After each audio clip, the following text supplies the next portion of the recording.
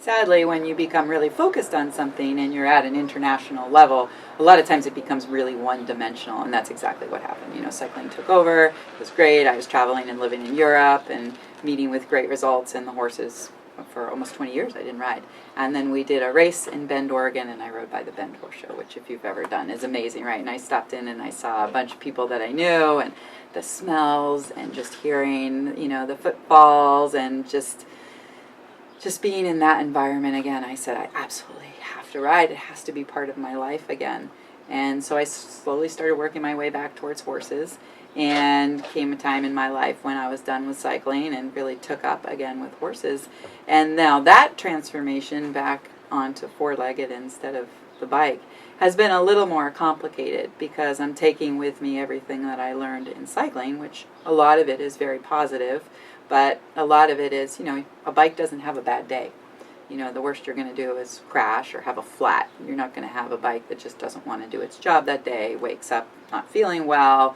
So getting back into the rhythm of working with an animal as your partner and not a machine has been a bit of a journey for me.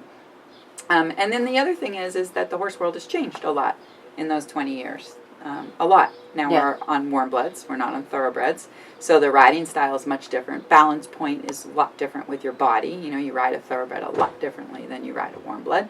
The courses are different because the footing is different. So the courses are more technical. They're harder. The turns are tighter. Time allowed is tighter. So there's been a big adjustment there. And of course, just the community here in California versus where I grew up in the East Coast is very different. Both are competitive. Again, different ways.